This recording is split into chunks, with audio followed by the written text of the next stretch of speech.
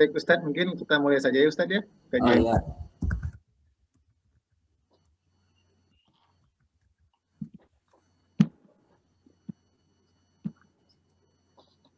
Baik. Assalamualaikum warahmatullahi wabarakatuh. Waalaikumsalam warahmatullahi wabarakatuh. Bismillahirrahmanirrahim. Wassalatu wassalamu ala asrofil anbiya'i wal mursalin sayyidina Maulana Muhammadin wa ala alihi wa sahbihi ajmain. La ilaha illallah wahdahu la syarikalah wa asyhadu anna Muhammadan rasulullah. Amma ba'du. Baik, Ustadz yang saya hormati, Ketua KMIH, para tamu undangan dari Masjid Mihara Indonesia, kemudian dari KMI Tamaguchi, juga dari kami kita Yusuf, kemudian Muspuk KMI Fukuoka, serta KMI Notogawa. Terima kasih telah bergabung bersama kami di sini. Insya Allah 1 jam sampai 2 jam ke depan kita akan menyimak kajian dari Ustadz Muhammad. Insya Allah beliau akan membawakan tentang materi tentang parenting. Baik. Teman-teman, sahabat-sahabat semua yang tergabung dalam hal ini, pertama-tama mari kita ucapkan syukur dulu kepada Allah Subhanahu wa taala karena pada kesempatan kali ini kita masih diberi kesempatan walaupun bertatap muka lewat media online dengan Zoom, tapi alhamdulillah inilah keberkahan bagi kita karena dengan cara ini kita bisa mengundang Ustadz Muhammad Fauzil Adim ke ruangan kita. Kalau kita undang beliau ke sini lumayan dan belum tentu waktunya juga cocok atau segala macam hal-halnya. Dan alhamdulillah lah kita untuk syukuri dengan keadaan kita saat ini dibalik dengan pandemi yang masih mendera kita sampai saat ini, banyak hikmah-hikmah yang bisa kita ambil. Semoga Allah Subhanahu wa taala memberkati kegiatan kita hari ini. Yang kedua, salawat dan salam tetap curah kepada junjungan kita Nabi besar Muhammad SAW, karena berkat beliaulah yang membawa kita dari zaman-zaman jahiliyah ke zaman yang penuh dengan teknologi dan hal-hal yang sangat luar biasa kali ini, dari zaman yang gelap gulita ke zaman terang benderang. Baik, mengawali kegiatan kita hari ini, mari sama-sama kita mengucapkan basmalah. Bismillahirrahmanirrahim. Baik, sebelum saya membacakan tuntunan acara kali ini, ada pesan khusus nih dari Pak Ketua KMIH, Pak Fikri, bahwa ada 5 peraturan nih yang sebelum kita bisa mulai nih. Bukan peraturan sih, maksudnya tata tertib lah, kecil-kecilan sebelum kita bisa memulai kegiatan ini. Yang pertama, Bapak Ibu peserta diharapkan untuk memperbarui niat bahwa kegiatan kali ini semata-mata hanya kita mendapat ridho dari Allah, mencari ilmu dan tabayun segala macam, sehingga nanti kegiatan kita ini mendapat keberkahan. Setelah kita juga mendapatkan, insya Allah mendapatkan pahala. Yang kedua, bagi Bapak Ibu atau sahabat-sahabat yang saat ini misalnya memerlukan material berupa buku catatan atau apa, silahkan dipersiapkan. Siapa tahu nanti ada yang ingin ditanyakan kepada Pak Ustadz Muhammad. Kemudian juga nanti, walaupun nanti dalam sesi selanjutnya, dalam sesi tanya jawab, kami akan memberikan kesempatan. Jadi nanti ada sesi khusus untuk tanya jawabnya. Kemudian juga silakan periksa jaringannya, kemudian suara atau apa, bila perlu nanti misalnya jaringan internetnya. Dan tapi saya yakin lah insya Allah kalau teman-teman di Jepang ini mungkin jaringan internetnya kuat. Nggak tahu nih kalau yang beli paket wifi-nya terbatas. Enggak lah, isilah insya Allah. Bisa sampai minimal sejam 2 ke depan. Bagian dari sedekah lah kalau kita nyari ilmu ini. Dan yang paling penting yaitu teman-teman yang nanti, bagi teman-teman yang terlewat pada acara kali ini, nanti silakan teman-teman bisa menyimak kembali kegiatan kajian kami ini di YouTube KMIH secara resmi. Baik, Bapak Ibu, teman-teman sahabat-sahabat sekalian, saya akan membacakan runtunan acara yang akan kita lalui kali ini.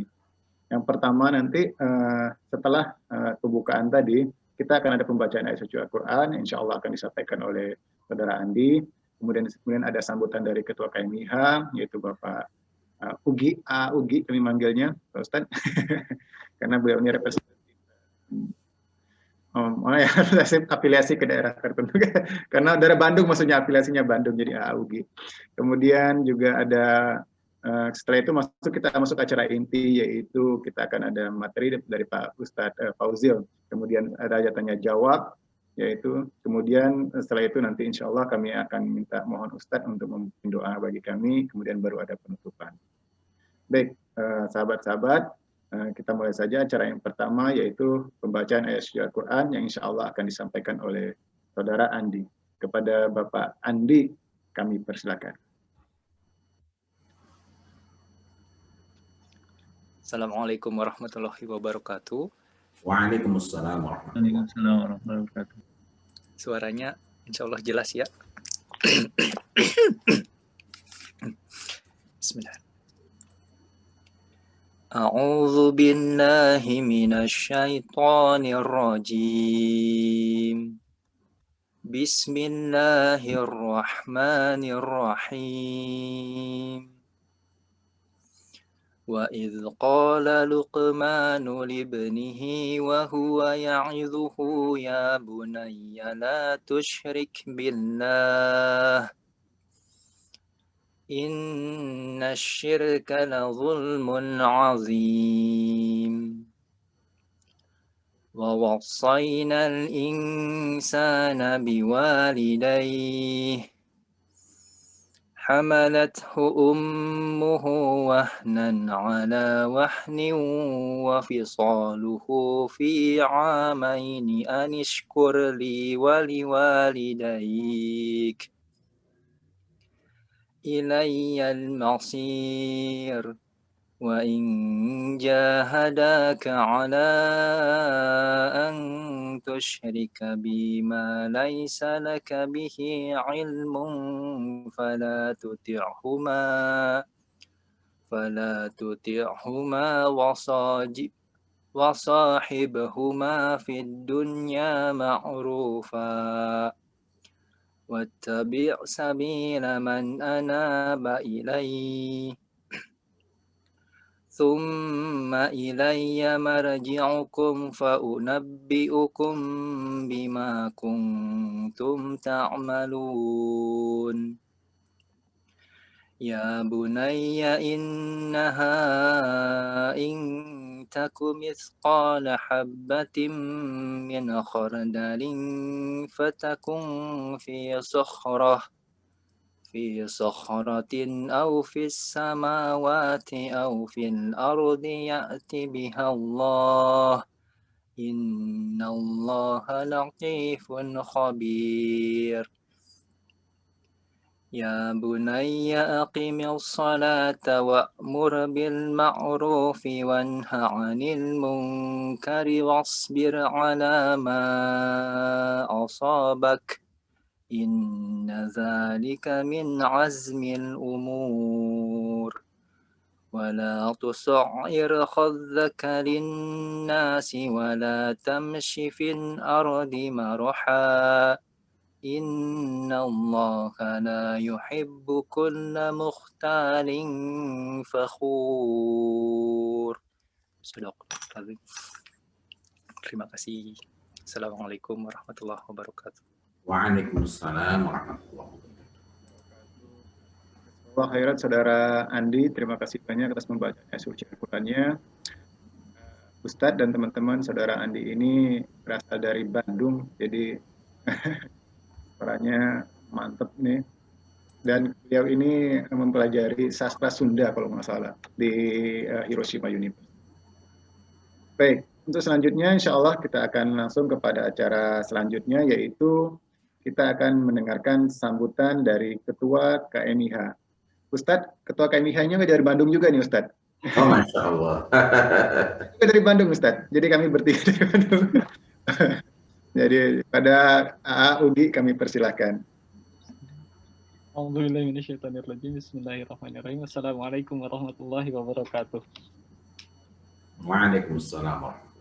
Alhamdulillahilladzi arsala rasulahu bil huda wa dinil haq liyudhhirahu ala dini kullih wa kafa billahi syahida. Asyhadu an la ilaha illallah wa asyhadu anna Muhammadan abduhu wa rasuluh. Allahumma shalli ala Muhammad wa ala ali Muhammad. Rabbi shrah li sadri wa yassir li amri wahlul 'uqdatam min lisani yafqahu qawli. Pertama-tama dan yang paling utama, marilah kita panjatkan puji syukur kepada Allah Subhanahu wa taala, Tuhan semesta alam yang telah memberikan segala nikmat kepada kita semua. Termasuk di dalamnya adalah nikmat kelembutan hati, sehingga memudahkan langkah kita untuk hadir di majelis ilmu pada sore hari ini. Semoga walaupun majelis ilmu ini diadakan secara online, tetap tidak mengurangi keutamaan dan keberkahan dari sebuah majelis ilmu. Amin.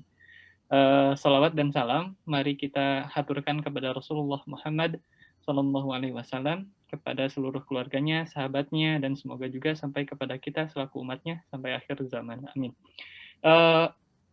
Terima kasih banyak kepada Ustadz Muhammad Fauzil Azim yang telah berkenan meluangkan waktunya di sore hari ini, Ustadz, kalau misalkan di Jepang.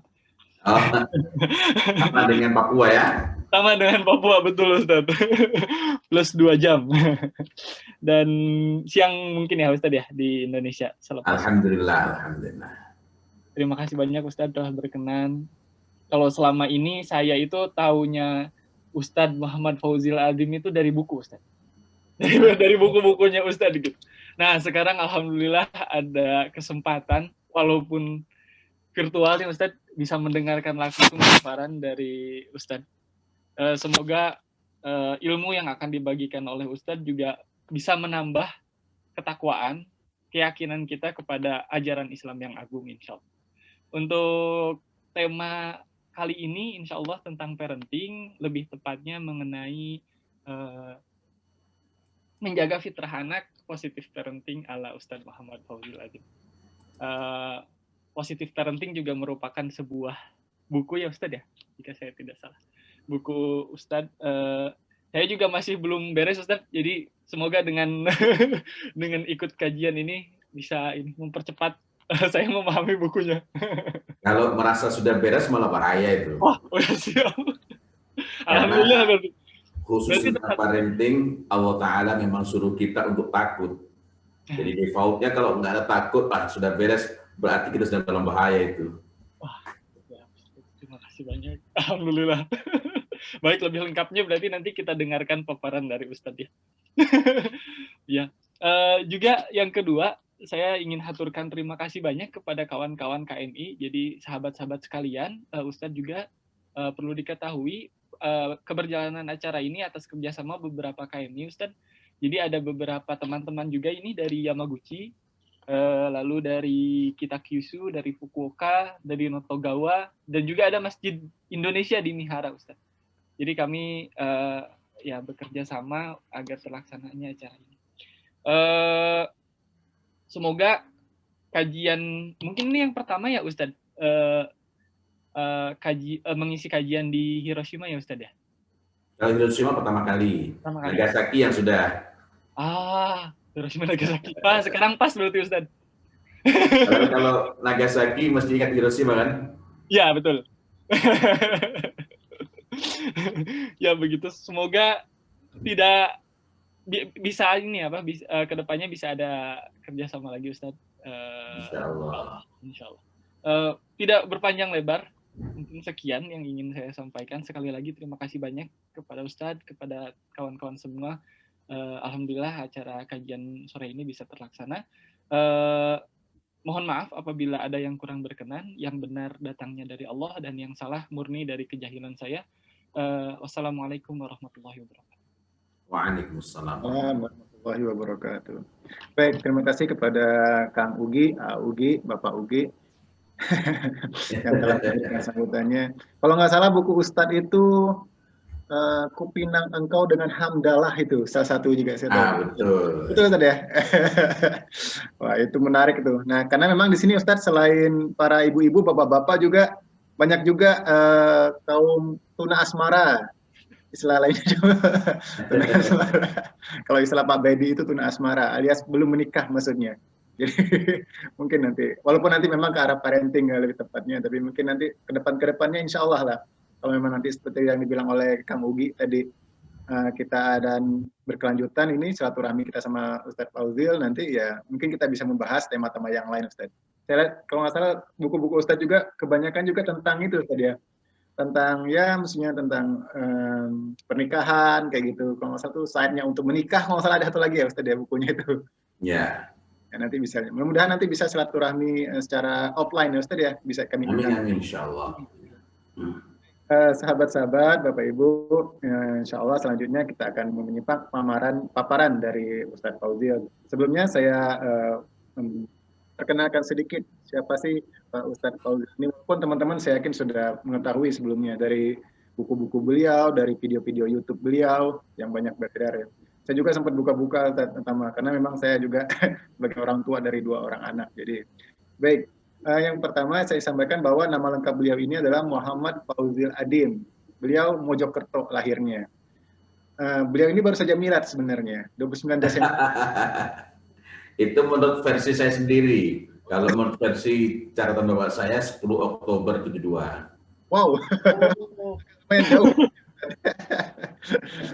Baik, 29 Desember kemarin ya. Baik. Beliau dari Jombang, itu alumni SMA Negeri 2 Jombang, dan kemudian beliau kuliah di Fakultas Psikologi UGM.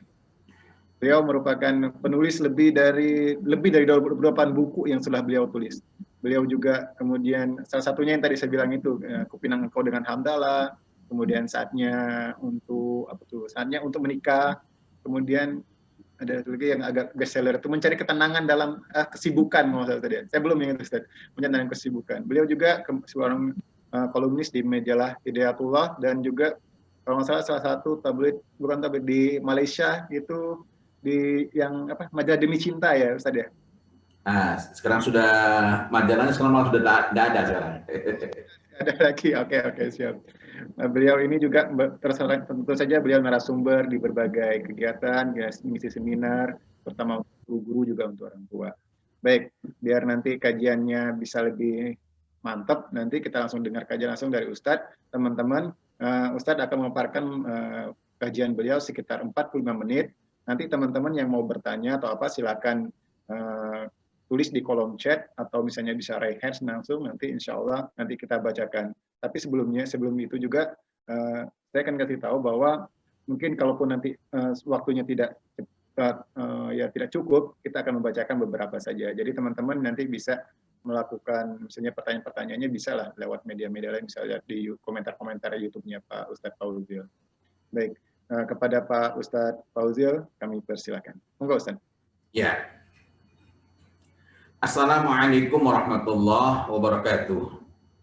Waalaikumsalam warahmatullahi wabarakatuh. Innal hamdalillah nahmaduhu wa nasta'inuhu wa nastaghfiruh wa na'udzu billahi min shururi anfusina wa sayyiati a'malina. Man yahdihillahu fala mudhillalah wa man yudlil fala hadiyalah. Asyhadu an la ilaha illallah wahdahu la syarikalah wa asyhadu anna Muhammadan abduhu wa rasuluh la nabiyya wa la rasulah ba'dah. Allahumma salli ala Muhammad wa ala alihi wa sahbihi ajma'in. Rabbi shrah li sadri wa yassir li amri wahlul 'uqdatam min lisani yafqahu qawli ma ba'd. Sebenarnya agak bingung juga saya berbicara tentang tema kali ini karena ini merupakan tema yang sangat fundamental dan cakupannya konsekuensi rentannya begitu luas. Dan yang diperintahkan kepada kita itu bukan hanya menjaga fitrah anak-anak kita, melainkan juga fitrah kita sendiri sebagai manusia dewasa. Nah, artinya bahwa kalau begitu mestinya yang kita bahas cukup luas, tetapi itu tentu saja tidak memungkinkan dengan waktu kita yang sangat terbatas. Mari kita ingat sejenak satu-satunya ayat yang menggunakan kata fitrah secara jelas. Tapi bukan berarti ini satu-satunya ayat tentang fitrah. Karena kalau kita perhatikan pembahasan para ulama, misalnya Quran, surat Al-A'raf ayat 172, mengenai perjanjian kita dengan Allah Subhanahu wa Ta'ala, yang ketika itu Allah Subhanahu wa Ta'ala bertanya kepada manusia termasuk kita, Alastu birabbikum, maka manusia saat itu mengatakan dengan sangat mantap, dengan sangat kokoh, bala, bukan cuma na'am, bukan cuma iya, tapi bala itu gimana ya, artinya betul-betul ya, betul-betul ya. Saya susah sekali cari bandingannya ini. artinya incredibly yes, gitu ya. Mungkin macam begitu. Artinya ya-nya itu ya yang betul-betul sangat mantap, ya yang betul-betul betul-betul apa namanya, betul-betul total. Kemudian diikuti dengan kata syahidna, kami bersaksi. Ibnu Ashur rahimahullah ta'ala menerangkan kepada kita bahwa karena itulah manusia itu seluruhnya ma'rifatul haq. Dia kenal Islam ini atau tidak, misalkan di suatu negeri, di suatu tempat orang itu tidak bertemu dengan Islam secara formal, tidak ketemu, maka selagi dia tidak terkotori oleh hal-hal yang menyelisih, yang bertentangan dengan Islam, maka dia itu akan condong kepada hal-hal yang baik, kepada kebenaran, kepada kebaikan. Jadi manusia itu ma'rifatul haq. Manusia itu mengenal kebenaran. Kecuali apabila didatangkan kepadanya talqinud dhalal. Talqinud dhalal itu, talqin itu adalah proses komunikasi, semacam indoktrinasi, di mana di situ memerlukan proses komunikasi yang sangat personal, komunikasi jadi bukan hanya individual, yang berulang-ulang, persuasif, terus-menerus. Wa tarwijul batil, dan ajakan seruan kampanye kepada kebatilan-kebatilan. Dari sini kita dapat mengambil pelajaran bahwa ternyata menyesatkan, membawa orang kepada kesesatan itu jauh lebih sulit, karena itulah perlu talqin. Sementara mengajak orang, membelokkan orang, memalingkan orang kepada kebatilan-kebatilan, kepada kemaksiatan itu jauh lebih mudah, sehingga hanya perlu tarwij, ya. Jadi hanya perlu seruan-seruan, ajakan-ajakan, misalnya hanya dengan memviralkan ajakan, maka orang itu akan mudah. Tetapi tidak demikian dengan dengan dhalal, dengan kesesatan. Maka sebagaimana dia itu sulit prosesnya, begitu pula ketika hendak membersihkannya, meluruskan kembali. Tetapi bukan berarti tidak ada jalan. Nah, karena itu saya melompat kepada tadi disebutkan satu-satunya ayat mengenai yang secara jelas menyebut kata fitrah. Allah Subhanahu wa taala berfirman dalam Quran surat Ar-Rum ayat 30. Ngapalkannya mudah nih. 30 ya, karena surat ke-30 ayat ke-30. A'udzu billahi minasyaitonir rajim. Bismillahirrahmanirrahim. Fa'aqim wajhaka lid-dini hanifah. Ini menarik ayat ini. Tapi kita bacakan nanti ya. Fitratallahi allati fataran nasa 'alaiha la tabdila li khalqillah. Dzalika ad-dinul qayyim. Walakinna aktsarun nasi la ya'lamun. Fa'aqim wajhaka, maka tegakkanlah, maknanya hadapkanlah wajahmu, artinya bukan cuma setor muka, itu bukan, tapi betul-betul wajah itu sebagai sebagai ungkapan untuk menunjukkan perintah yang memerlukan totalitas. Tegakkanlah wajahmu, hadapkanlah wajahmu dengan hanif. Hanif itu bukan cuma sekedar lurus. Hanif itu condong kepada kebenaran dan tidak tengok kiri kanan. Ya, tidak tengok kiri kanan, tidak barangkali ada yang menarik ini, barangkali ada yang menarik ini, tidak. Jadi dengan hanif kepada agama Allah Subhanahu wa taala, yakni al-Islam ini yang hanif. Jadi nanti dalam satu hadis kita menemukan bahwa hunafa, yang seakan dengan hanif ini merupakan kata lain dari fitrah. Karena itu ayat ini termasuk ayat yang unik, karena ada beberapa kata yang maknanya itu fitrah disebutkan berulang-ulang, menandaskan, menegaskan betapa amat sangat pentingnya urusan fitrah ini. Nah, ini perintah. Jadi begitu masuk di ayat ini langsung kita dihadapkan pada perkataan fa'adim wajhaka lid-dini hanifah. Kata-kata fa'adim ini menandakan keseriusan amat sangat, penekanan yang begitu pentingnya, sehingga no excuse. Ini mau tidak mau, suka tidak suka, ini harus kita pilih. Fitratallahi allati fataran nasa 'alaiha. Kata-kata fitratullah itu bukan fitratullah menunjukkan kepada kita mengenai amat sangat pentingnya. Jadi kata fitratullah dan bukan fitratullah menunjukkan bahwa kalimat tersebut mengandung perintah, bukan cuma sekedar berita, bukan hanya mengabarkan, bukan hanya khobar, tetapi di situ ada amr. Yakni di situ perintah untuk ilzamu menetapi atas sesuatu dan ittabi'u mengikuti perintah, ikutilah, ilzamu tetapilah, tetaplah, dan ittabi'u ikutilah fitrah Allah. Nah, itu tadi fitrah Allah. Kata fitrah itu dilekatkan kepada Allah, dinisbahkan kepada Allah yang telah menciptakan manusia menurut fitrah itu. Jadi allati fataran nasa 'alaiha.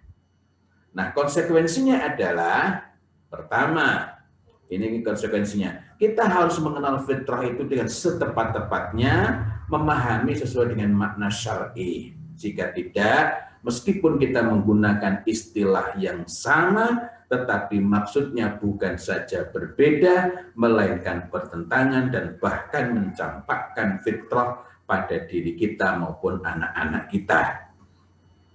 Yang kedua, agar dapat mengetahui, mengenali, memahami, dan memahami secara mendalam. Jadi kalau tadi memahami, kalau ada memahami secara mendalam alias tafaqquh, kita mendasarkan pada petunjuk yang jelas dan kuat. Kemudian perintah untuk menetapi ilzamu dan mengikuti ittabi'u yang terkandung dalam rangkaian kata fitratallahi allati fataran nasa 'alaiha sekaligus menunjukkan bahwa ini merupakan hal yang amat sangat penting. Menarik bahwa di ayat ini ada beberapa kata yang sesungguhnya merupakan kata lain dari fitrah, sebagaimana dijelaskan oleh para ulama berdasarkan dalil-dalil sunnah yang sahih. Ini merupakan sesuatu yang sangat jarang terjadi, yakni amat sangat jarang pada satu ayat mengulang berbagai perkataan yang memiliki cakupan makna sama dan bersifat saling menguatkan. Sebab Al-Quranul Karim biasa bertutur dengan kalimat, dengan kata-kata yang sangat padat, memiliki makna yang luas dan mendalam. Apa artinya? Syekh Profesor Dr. Sa'ad Asy-Syahrani menunjukkan dari riset mendalam yang beliau lakukan bahwa kata al-fitrah itu merupakan sebagai istilah khusus, merupakan kemukjizatan yang sangat istimewa. Al-Quran itu mukjizat, tetapi kata al-fitrah sebagai istilah khusus Al-Quran itu juga merupakan mukjizat tersendiri. Mukjizat yang secara fundamental berbeda dari segala konsep dan penjelasan yang ada, sekaligus memadai untuk merangkum serta memandu manusia agar terjaga di atas tauhid, di atas millah yang hanif ini. Akan tetapi Syekh Profesor Dr. Sa'ad Asy-Syahrani dalam I'jazul Quran fi Dalalatil Fitrah 'alal Iman menunjukkan bahwa kita bisa kehilangan keagungan sekaligus dahsyatnya konsep tentang fitrah ini apabila melepaskan diri dari makna syar'i, meninggalkan keseriusan untuk memahami dan mendalami makna syar'i disebabkan mendahulukan makna lughawi alias makna secara bahasa. Nah, saya ingin melompat saja karena memang waktu kita tidak panjang. Sebenarnya ini akan sangat menarik untuk kita bincang. Nah, kalau kita tengok dalam hadis ada sangat banyak hadis mengenai fitrah. Saya ulangi lagi, ada sangat banyak hadis mengenai fitrah. Yang menarik adalah seluruh hadis tentang fitrah itu senantiasa berbicara perubahan. Lalu ada masalah di mana? Bukan masalah begitu ya. Ini merupakan fenomena yang menarik. Kenapa? Karena di dalam ayat yang tadi saya bacakan, setelah kata fitratullahi allati fataran nasa 'alaiha. Oh iya, penisbahan fitrah kepada Allah Subhanahu wa taala membawa konsekuensi bahwa fitrah itu bersifat mamduh. Mamduh itu secara mutlak terpuji. Kecerdasan itu tidak mamduh. Karena dengan kecerdasan orang bisa mengusung kemaksiatan, bisa pula mengusung kebaikan. Bakat itu tidak mamduh. Bakat bisa membawa orang pada kebaikan dan bisa membawa orang pada keburukan. Tabiat itu tidak mamduh. Jadi yang bisa disebut dengan fitrah hanyalah sesuatu yang secara mutlak itu terpuji dan tidak memiliki kemungkinan tercelah. Nah, apa itu al-mitsaq? Apa itu millah? Apa itu al-Islam? La tabdila li khalqillah. Tidak ada perubahan pada ciptaan Allah. La tabdila li khalqillah. Ini para ulama berbeda pendapat. Sebagian ulama memahaminya sebagai larangan, dan larangan itu kedudukannya lebih kuat daripada perintah. Sebagian ulama lain menunjukkan bahwa ini adalah kabar khobar dari Allah Subhanahu wa taala, bahwa tidak ada perubahan pada penciptaan Allah, dalam hal ini adalah fitrah. Artinya, seburuk apapun manusia, sekeliru apapun, sudah sejauh apapun kerusakannya, kesesatannya, maka masih ada peluang, masih ada kemungkinan, masih ada jalan untuk kembali menjadi baik. Kembali menjadi baik. Gitu ya. Dan karena itu kita perlu senantiasa optimis. Optimis ini bukan karena positive thinking, tidak, tetapi karena Allah Subhanahu wa taala memberikan garansi. Nah, saya perlu memberikan penegasan ini karena sebagian orang bermudah-mudah dengan mengatakan, ya ini kelebihannya positive thinking. Tidak. Karena di bagian berikutnya Allah Subhanahu wa taala menunjukkan dzalika dinul qayyim walakinna aktsaran nasi la ya'lamun. Akan tetapi kebanyakan manusia tidak mengetahui. Artinya dalam hal ini kalau Allah Subhanahu wa taala sudah memberikan garansi dan menetapkan defaultnya yang mengetahui mengenai fitrah itu sedikit, karena itu kita tidak boleh main-main. Ya, kita harus sangat serius. Nah, yang ingin saya bahas adalah jika di ayat ini Allah Subhanahu wa taala tunjukkan la tabdila li khalqillah, tidak ada perubahan pada penciptaan yakni pada fitrah Allah, maka mari kita tengok hadis-hadis mengenai fitrah. Matan pokoknya ada 22. Maksudnya matan pokok itu misalnya begini. Kullu mauludin yuladu 'alal fitrah. Nah, berikutnya itu nanti ada yang fa'abawahu yuhawwidanihi aw yumajjisanihi aw yunasiranihi. Atau misalnya kullu mauludin yuladu 'alal fitrah. Ini redaksi pokoknya. Berikutnya yuhawwidanihi aw yunasiranihi aw yumajjisanihi. Agak sedikit berbeda urutan redaksionalnya. Nah, nanti di bagian lain kita mendapati kullu mauludin yuladu 'alal fitrah hatta yu'riba anhu lisanuhu fa idza 'abbara anhu lisanuhu imma syakiran wa imma kafuran. Nah, ini satu redaksi pokok. Kita tengok redaksi pokok lainnya. Laisa min mauludin illa yuladu 'alal fitrah. Nah, laisa min mauludin. Nah, ini satu redaksi pokok. Nanti varian-variannya itu dengan kelengkapannya bisa berbeda-beda. Ini yang saya maksudkan redaksi pokok. Nah, redaksi pokok itu ada 22 redaksi pokok dan senantiasa mengingatkan tentang perubahan. Tadi fa'abawahu yuhawwidanihi aw yumajjisanihi aw yunasiranihi. Maka orang tualah yang menjadikannya dia sebagai Yahudi, Majusi atau Nasrani. Dalam hadis yang lain, fa'abawahu yuhawwidanihi, menarik bahwa Yang disebut pertama kali secara konsisten dalam seluruh hadis itu adalah Yahudi. Yuhawidanihi au yusyarrikanihi au yukaffiranihi. Yang menjadikan dia Yahudi, musyrik, menjadikan dia syirik, melakukan kesyirikan, atau menjadikannya dia kafir. Seluruhnya memperingatkan tentang perubahan. Loh, bukankah tadi itu di dalam ayat dalam Quran surat Ar-Rum ayat 30 dikatakan la tabdila li khalqillah. Pertama, ini adalah para ulama berpendapat bahwa ini adalah larangan untuk mengubah-ubah. Yang kedua, ini khabar bahwa tidak akan berubah. Kedua-duanya tidak bertentangan dan tidak pula bertentangan dengan hadis ini. Maknanya adalah pada diri manusia itu tidak berubah, diciptakan orang di atas fitrah, di atas millah ini. Akan tetapi sebagaimana cahaya itu dapat kita tutupi, maka manusia itu juga bisa melenceng dari fitrah. Fitrahnya sendiri tidak berubah, tapi dia melenceng dari fitrah itu, rusak atau bahkan menjauh sejauh-jauhnya.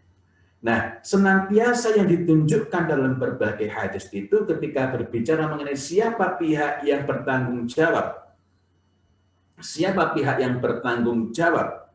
Saya ulangi lagi, siapa pihak yang bertanggung jawab terhadap berbeloknya, menyimpangnya seseorang anak itu dari fitrah? Adalah orang tuanya, fa'abawahu, maka kedua orang tuanya. Bukan tetangga kiri kanan, bukan masyarakatnya, dan bukan media massa, tetapi fa'abawahu, maka kedua orang tuanya. Ini yang pertama. Yang kedua, tadi saya katakan bahwa hadis itu seluruhnya memperingatkan tentang perubahan. Yang pertama adalah memperingatkan tentang siapa yang bertanggung jawab, yakni fa'abawahu, maka kedua orang tuanya. Sementara hadis-hadis yang lain menunjukkan kapankah momentum perubahan itu terjadi. Kapankah momentum perubahan terjadi? Kita mendapati ada tiga hal pokok, tiga momentum pokok. Hatta yu'riba anhu lisanuhu, sampai lisannya itu lancar bicara, fasih berbicara.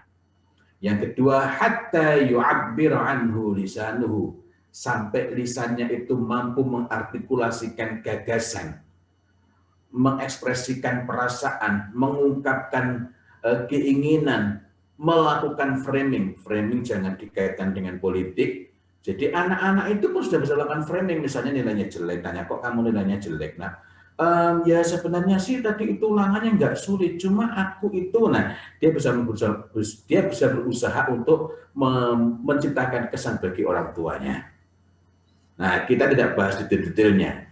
Kemudian dalam hadis yang lain ditunjukkan hatta yubayyina anhu lisanuhu, sampai dia dapat menjelaskan, memberikan bayan.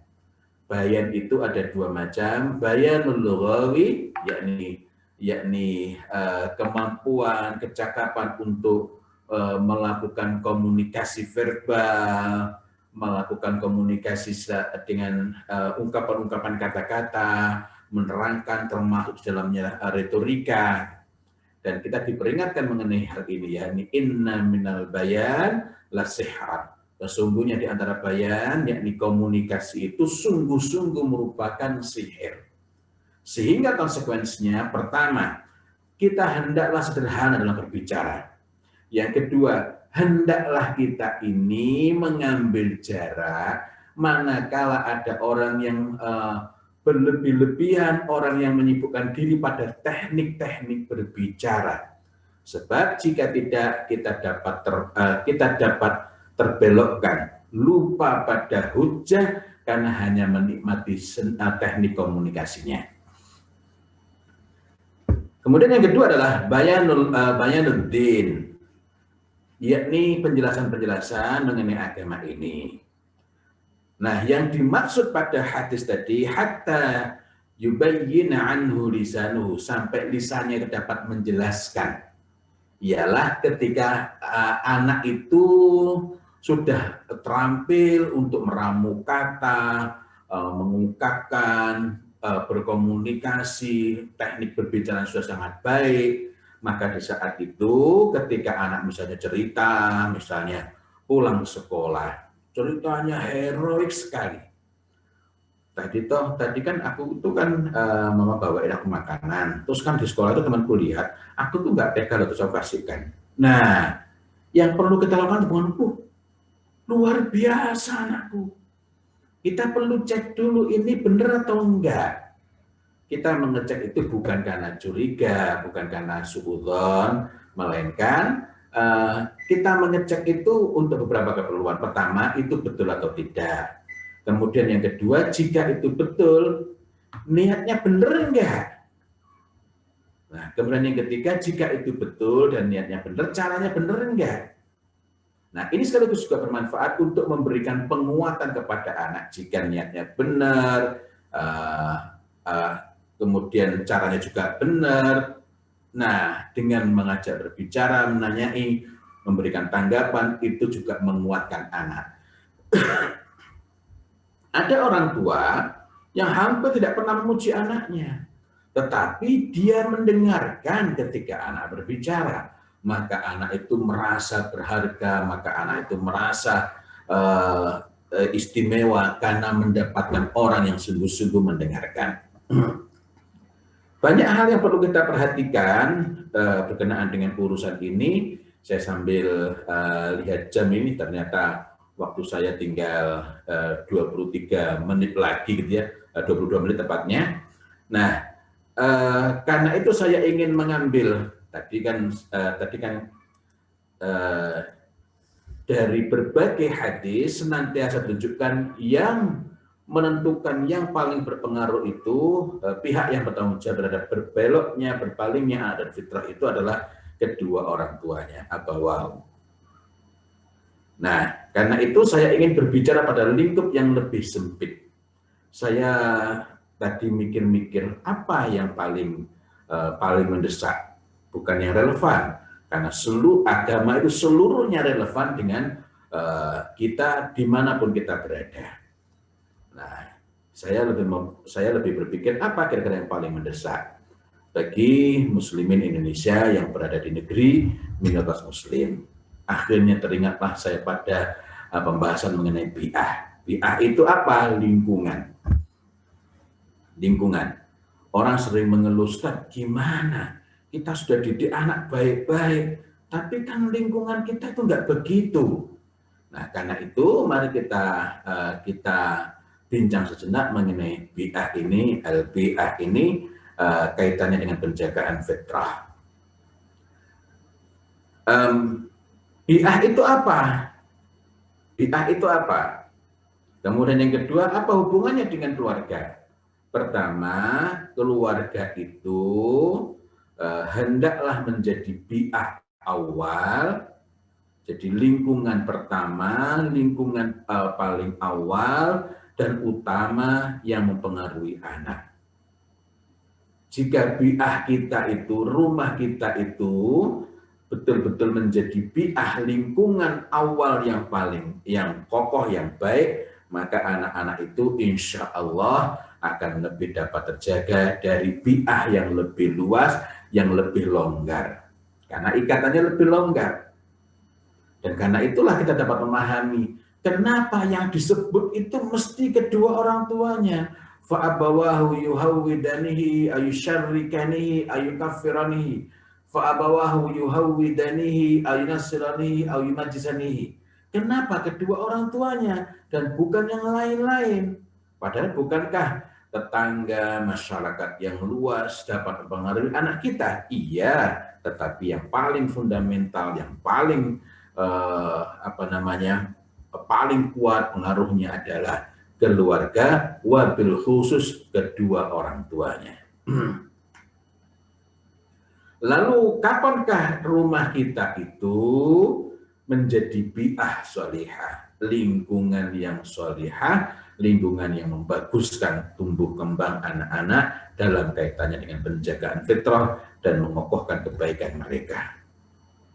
Ada 4 unsur bi'ah, jadi ini baik pada bi'ah sholihah maupun bi'ah fasidah, lingkungan yang rusak. Ada 4 unsur. Yang pertama adalah makan. Makan itu artinya tempat ya. Dalam hal ini kita memiliki tugas, hendaklah rumah kita itu benar-benar menjadi maskan. Maskan itu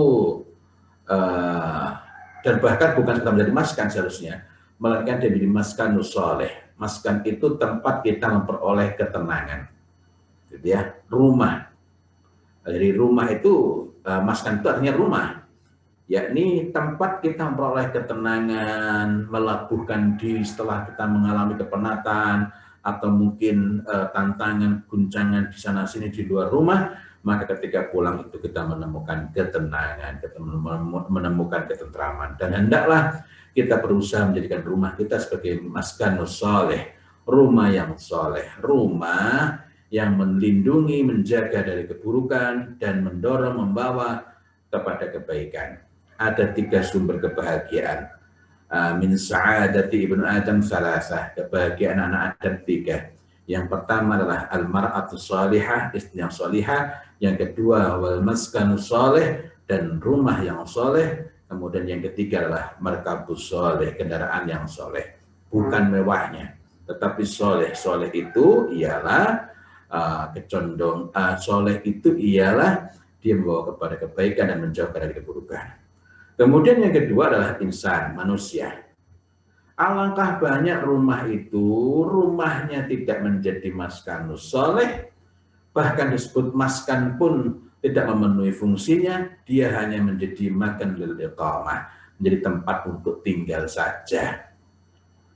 Nah, sudah begitu, insan, manusianya sih ada, tetapi interaksi antar manusia itu tidak terjadi secara berkualitas. Maka ini bermasalah. Jadi ada insan, yakni mereka berinteraksi dengan baik dan berkualitas, bukan cuma ada di tempat yang sama. Kemudian yang ketiga, nah ini yang sangat penting. Rumahnya baik, di tempat kiri kanan juga baik, bapaknya baik, ibunya baik, itu nggak cukup. Nggak cukup. Jika di rumah itu anak-anak tidak memperoleh, tidak hidup di sana, unsur yang ketiga, apa unsur yang ketiga itu? Afkar, pemikiran. Ini berarti rumah baru akan menjadi bi'ah sholihah jika terjadi proses transformasi pemikiran. Dan prosesnya itu baik, proses transformasi pemikiran yang baik. Dengan demikian, kita bukan cuma beritahu, melainkan ada proses-proses penanaman, gitu ya. Ada dialog, ada komunikasi yang enak. Jadi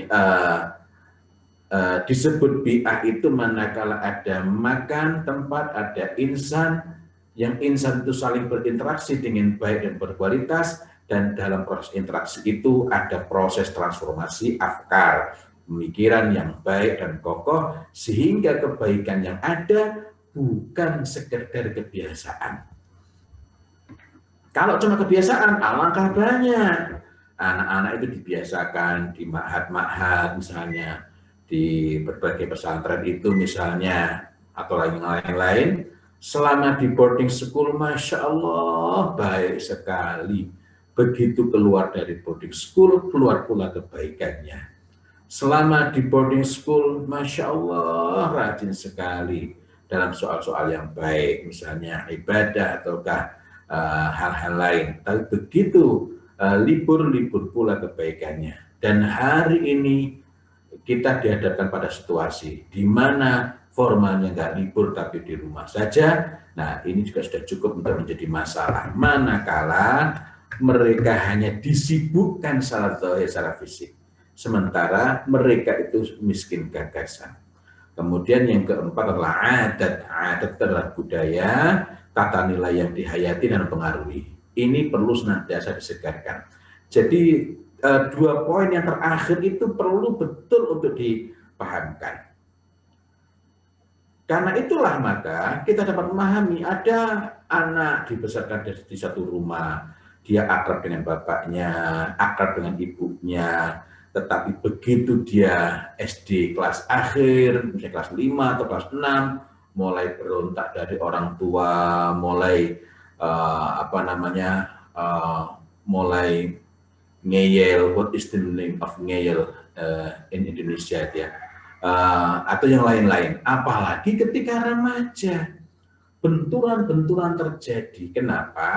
Wallahu a'lam bishawab. Sebenarnya saya pahami karena orang tua sebagai pihak yang paling bertanggung jawab terhadap bi'ah itu tidak melakukan proses transformasi afkar atau pemikiran secara sengaja. Secara sengaja itu artinya orang tua memang mengambil waktu, mengambil masa, mengambil kesempatan untuk menanamkan, bukan cuma memberitahu. Tahu itu ranahnya kognitif. Ranah kognitif itu tidak mempengaruhi apa-apa. Alangkah banyak orang yang tahu kebaikan, tapi karena tidak menginginkan kebaikan itu, maka dia pun dia pun mudah untuk bergeser jauh.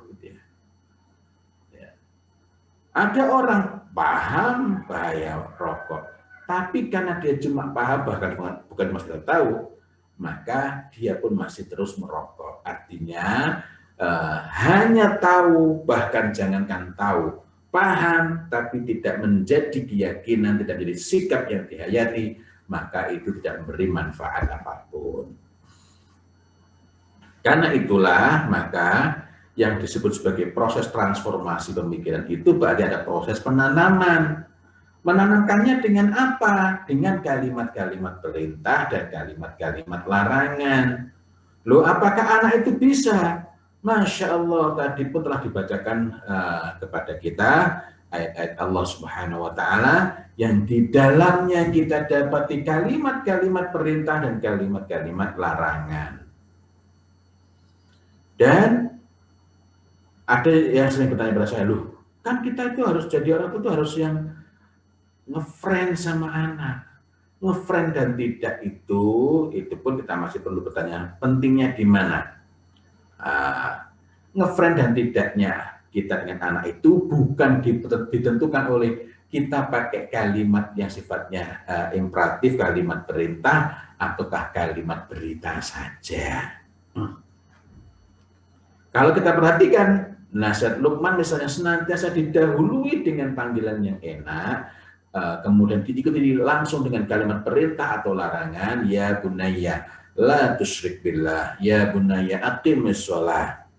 Setelah itu diikuti dengan penjelasan. Jadi penjelasan ini menguatkan. Nah, pada titik penjelasan inilah afkarnya, pemikiran itu sehingga menghasilkan pemahaman yang kokoh di atas keyakinan yang kuat itu dapat berlangsung, dapat terjadi. Sekali lagi, dengan demikian bukan cuma informatif saja. Apa yang terjadi jika rumah sebagai bi'ah terkecil tidak memenuhi 4 unsur tersebut? Ada orang-orang baik tetapi interaksinya lemah.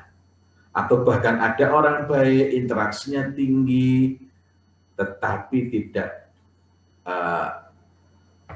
tidak melibatkan proses penguatan afkar wal adat secara terus-menerus.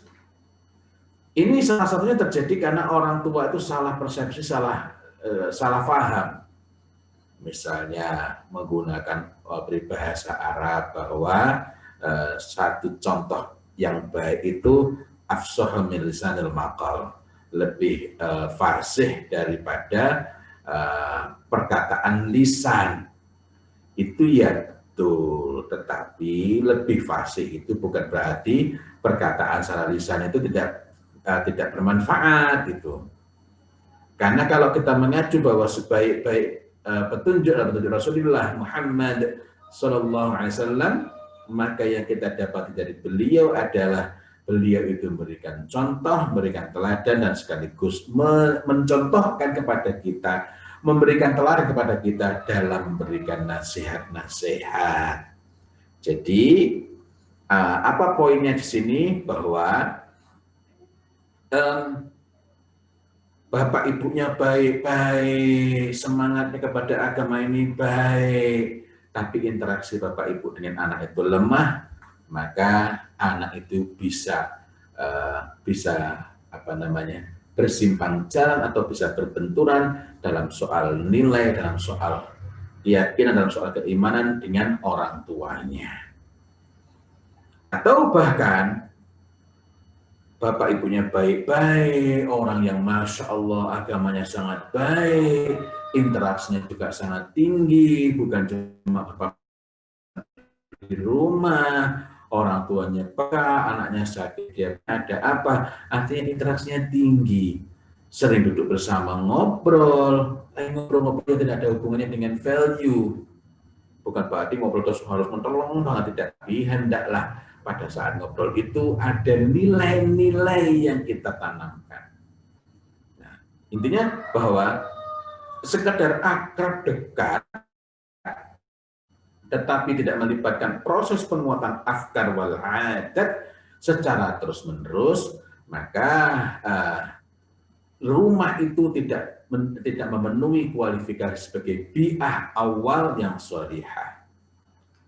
Dalam keadaan inilah artinya interaksi ada, bahkan tinggi, tetapi tidak ada proses penguatan afkar wal adat.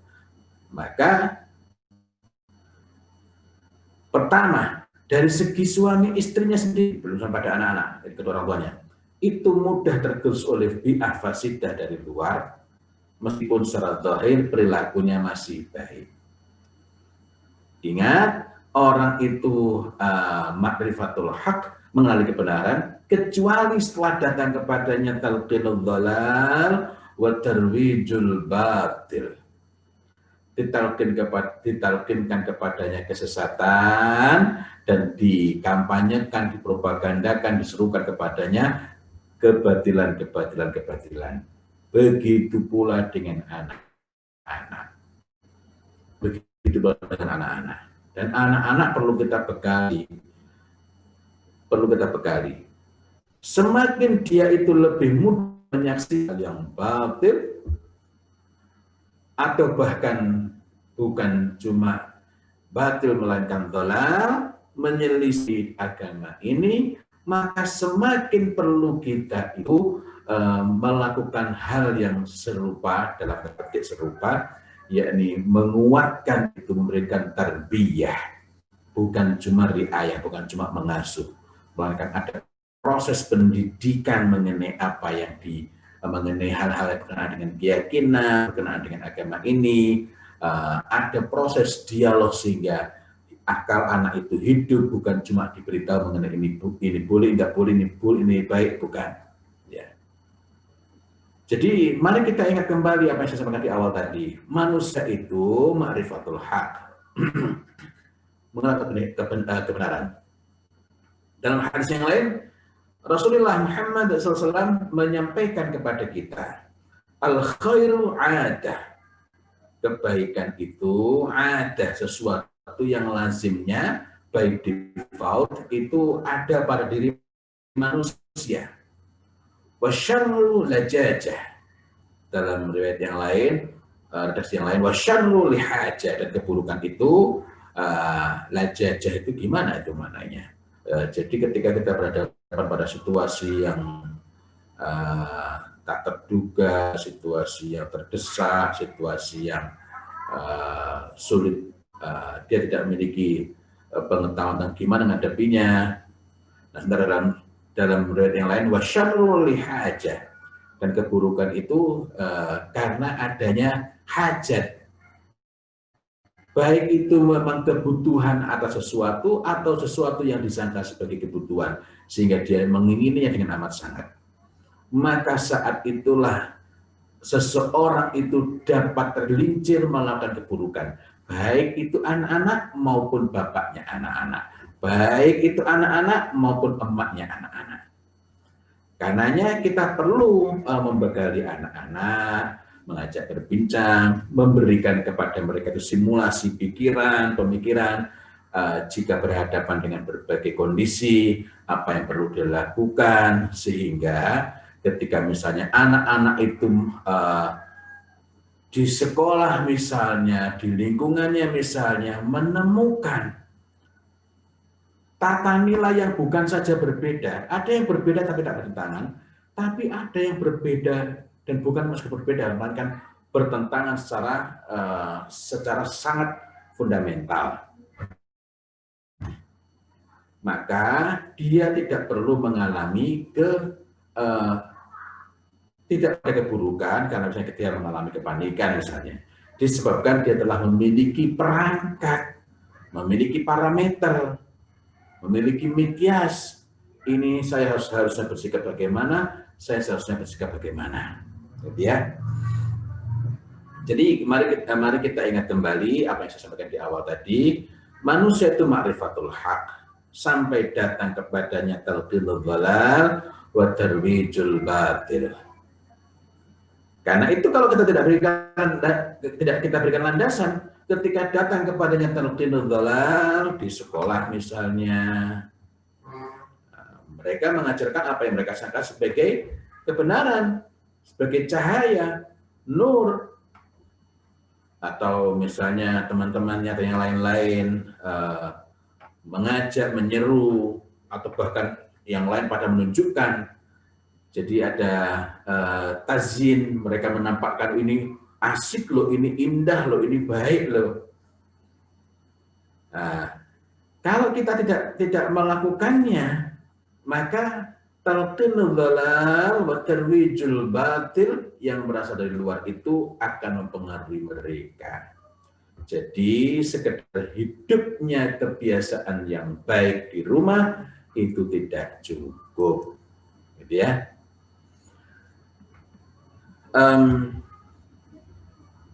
Ini ternyata waktunya sudah habis, tapi saya masih ingin nambahkan sedikit ya, agar tidak nanggung. Saya percepat saja. Jika suami istri yang sama-sama memperoleh tempaan pembinaan ruhiyah yang baik, artinya orang tua yang bisa berbelok karena talqinul dhalal wa tarwijul batil, sementara di rumahnya tidak ada proses untuk penguatan afkar wal adat tadi itu, maka apatah lagi anak-anak. Karena itulah penjagaan itu sangat penting. Bagaimana menjaganya? Ini saya berbicara dalam lingkup umum ya, karena waktu kita memang tidak panjang, yakni menjauhi saf-saf. Saf-saf itu apa? Saf-saf itu urusan yang remeh-temeh, receh-receh, sepele-sepele yang apabila kita menyibukkan diri dengannya, termasuk menyibukkan membicarakannya, tidak memberikan manfaat apapun bagi kita. Menghidupkan pembicaraan dan membangkitkan sidqun niyah. Sidqun niyah itu apa? Niat itu ada dua macam, niat yang biasa dan sidqun niyah. Niat yang biasa itu gini, kalau kita meniatkan kebaikan, baru berniat dapat satu kebaikan. Kalau kita lakukan kebaikan itu, maka kita mendapatkan dua kebaikan, yakni kebaikan meniatkan kebaikan dan kebaikan melaksanakan apa yang kita niatkan itu. Adapun untuk niat yang biasa, jika niat buruk tidak mendapatkan keburukan. Kalau kita laksanakan, barulah mendapatkan satu keburukan. Akan tetapi sidqun niyah, niat yang betul-betul, niat yang jujur, niat yang disertai dengan keinginan yang sangat kuat, dia bahkan punya model, dia ingin sekali seperti itu, maka niat yang baik diberi ganjaran yang sama dengan orang yang melakukannya. Niat yang buruk diberi dosa yang sama dengan orang yang berbuatnya. Naudzubillah min dzalik ya. Nah, jadi menghidupkan pembicaraan dan membangkitkan sidqun niyah terhadap al-ma'ali wal makarim, serta menjadikan din ini, agama ini sebagai miqyas, dan kita berusaha untuk terus-menerus saling mendoakan, saling memperbaiki. Kedua orang tua, suami istri juga perlu berusaha menjadi keluarga, dan selanjutnya perlu menjadikan keluarganya dan selanjutnya lingkungan luar yang lebih dekat. Jika mampu tetangga kiri kanan itu akan sangat baik, tapi jika karena keadaannya tidak memungkinkan, maka sekurang-kurangnya lingkungan luar itu adalah komunitas. Sehingga setiap kali ketemu dengan komunitas itu, anak merasakan suasana, anak merasakan keadaan semangat yang sama. Sehingga komunitas itu menjadi bi'ah sholihah. Walaupun bi'ah pada maknanya adalah bukan komunitas, melainkan satu himpunan insan, manusia-manusia yang berada pada satu tempat. Makan yang luas itu bisa kampung, bisa kota, bisa wilayah yang lebih luas, atau bisa yang lebih sempit, hanya satu lingkup tetangga, atau yang paling sempit adalah rumah kita. Wallahu a'lam bishawab. Sebenarnya Mas sangat ingin berbincang, tetapi saya sudah melewati waktu yang disediakan untuk saya. Karena itu saya cukupkan sampai di sini, dan selanjutnya saya kembalikan kepada moderator. Silakan. Baik, terima kasih banyak Ustadz, sangat luar biasa sekali. Nggak kerasa sebenarnya Ustadz, ini masih asik mendengarkan, teman-teman juga masih asik nyatat, termasuk saya. Ya, nah, kalau istilah anak muda sekarang daging semua ini Ustadz. Jadi kalau daging semua nggak bisa jalan, nggak ada tulangnya. Nggak ada tulangnya Ustadz ya. Baik, sebelum saya memulai forum untuk tanya jawab, saya akan coba sedikit sih, walau alam takutnya nanti ada yang terlewat, saya mohon dimaafkan. Beberapa hal yang tadi Ustadz bicarakan bagi teman-teman yang sebelumnya mungkin baru bergabung atau apa. Yang pertama, Ustadz tadi mengambil dari surat Ar-Rum ayat 30 tentang fitrah itu sesuatu yang terpuji dalam diri kita, dan itu sebuah ketetapan yang ada dalam diri kita, dalam Qur'annya. Nah, walaupun nanti dalam hadis tersebut kemudian ada perubahan, itu hakikatnya fitrah itu tetap sama, cuman yang berpendar itu yang Ustadz tadi mengibarkan kayak cahaya, yang berpendar itulah yang bertanggung jawab terhadap perubahan tersebut, yaitu orang tua tentu saja. Kemudian juga Ustadz menyatakan bahwa ada beberapa fase di mana sebuah fitrah itu bisa berubah, itu mulai dari anak itu fasih berbicara, kemudian setelah itu juga sudah mulai bisa mengekspresikan gagasan, kemudian juga sudah terampil menemukan kata-kata termasuk kayak framing dan segala macamnya. Kemudian Ustadz juga menekankan pada kita yang kebetulan saat ini sebagai kaum minoritas istilahnya di tempat sini, bahwa yang paling pengaruh itu terhadap anak itu adalah tentu saja keluarga yang paling utamanya, paling bertanggung jawab terhadap menjaga fitrah anak tetap dalam keadaan terpuji misalnya. Memang pada dasarnya kalau Ustadz bilang memang fitrah itu pada dasarnya memang terpuji. Jadi bagaimana orang tua itu harus menjaga anak, menjaga fitrahnya tetap terpuji. Ada 4 hal yang Ustadz bicarakan tadi, bagaimana keadaan fitrah anak ini bisa tetap terpuji. Yaitu yang pertama itu peranan dari rumah yang soleh, itu yang soleh. Rumah yang soleh. Yang kedua manusianya atau insan, yang tadi insannya yang ada dalam rumah tersebut. Kemudian juga pemikiran yang baik. Yang terakhir adalah budaya. Yaitu budaya ini misalnya adat atau penguatan-penguatan yang terus menerus. Kita tadi memberikan contoh bahwa misalnya kita dalam mengajarkan suatu kebaikan, maka kita harus tidak hanya pada ranah kognitif saja, yaitu ranah pengetahuan saja, tapi kita harus menanamkan pada diri anak. Kemudian juga tidak ada salahnya kita memperlakukan punishment dan reward, dan yang terakhir adalah terus menerus untuk melakukan itu, dan juga kemudian contoh yang baik bagi anak. Kemudian pemikiran, kemudian juga Ustadz yang terakhir tadi mengatakan bahwa dalam menjaga suatu rumah atau maskan yang baik tadi, bahwa suami istri itu yang pertama untuk menjauhi hal-hal yang remeh-temeh, kemudian hidupkan pembicaraan yang baik, kemudian itu jadikan agama sebagai landasan, kemudian doakan sebagai saat memperbaiki, kemudian juga menjadikan sebagai keluarga. Demikian Ustadz, mohon maaf nanti Afwan kalau memang ada yang tersalah, nanti mungkin Ustadz bisa koreksi lagi. Baik Ustadz, kita akan membuka sesi tanya jawab Ustadz. Sudah ada pertanyaan dari Mas Dwi, Pak Dwi ini. Walaupun dalam satu kerangka kalimat, tapi sebenarnya beliau menanyakan 2 hal Ustadz. Yang pertama, bagaimana tuntunan mengubah perilaku anak Ustadz? Bagaimana? Yang kedua itu bagaimana marah sesuai dengan tuntunan agama gitu ya. Maksudnya marah kepada anak. Pertama, tuntunan mengubah perilaku anak. Yang kedua, bagaimana marah yang sesuai tuntunan agama. Tadi yang pertama mengubah perilaku anak gitu ya. Iya betul. Bagaimana Ustaz? Anak umur berapa ini? Eh, saya belum dapat informasinya Ustaz ini. Ya. Mungkin Iya. anak secara general Ustaz. Mungkin seperti itu. Memang Amalan orang-orang munafikin itu dengan amalan orang-orang beriman secara zahir ya, itu sama nggak? Secara zahir sama. Oh gitu Ustaz. Kecuali apabila mereka sendirian, baru berbeda antara orang munafik dengan orang beriman. Apa artinya? Seseorang yang hanya nyebutnya gimana itu? Hanya dihadapkan, hanya dibiasakan, hanya disibukkan dengan berbagai aktivitas, berbagai kegiatan, dengan berbagai macam perilaku yang memang dipaksakan kepadanya untuk dilakukan. Jika itu hanya pada aspek zahir saja, jangankan cuma setahun, 2 tahun, 3 tahun, 10 tahun, 20 tahun pun tidak mengubah apa-apa, melainkan sekedar menjadikan dia terampil untuk melakukan itu. Saya jadi teringat, ada pengalaman menarik. Suatu saat saya berada di Singapura.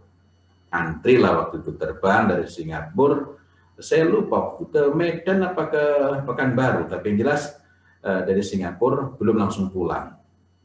Saat di Bandara Changi itu Masya Allah, orang-orang kita itu rapi sekali dan menjaga betul kebersihan. Dia, tapi begitu landing, orang yang sama, perilakunya berbeda.